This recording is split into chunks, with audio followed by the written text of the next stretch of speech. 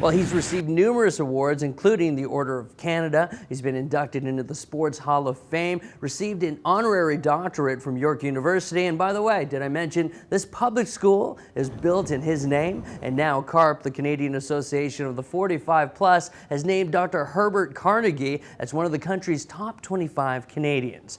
Why? Let's ask the students.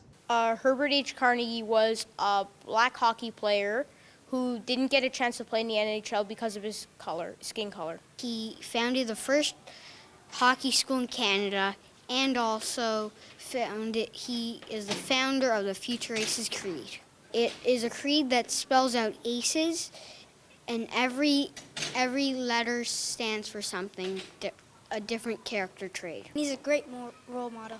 As a kid, you're trying to be one of those guys you hear about on the air. So that's what really gets you started in, you know, from school. You say, what pond are we going to be on later on? There were no arenas around. So we had to go out in the natural ice, open to the skies and the wind and the rain or whatever is out there. It was wonderful. Herbert H. Carnegie is a Canadian hockey legend. He was one of the first black players in the 1930s and 40s. He was a natural talent who played with some of the best. I have some incredible articles that have been written about my dad and the black line with my Uncle Ozzie and Manny McIntyre and my father that just are very graphic. They had titles like the Brown Bombers, the Dark Destroyers, the Ink Spots, the Dusky Raiders. Yeah, I had certainly dreams along with my brother of playing in the professional leagues. But when it gets to a point of you have one of the strongest managers in the National Hockey League saying that, you know, I would take Herb Carnegie tomorrow for the Leafs if someone could turn him white. That, you know, at 18 you get that kind of a message. You say, that kind of stings a little bit. Despite Carnegie's talent on the ice, he was never given a chance to play in the NHL because of the color of his skin. And rather than be bitter the rest of his life, he decided to help make things better by starting his hockey school and foundation called Future Aces. In hindsight, that was a great thing for me to get that message. And I say that because I was angry.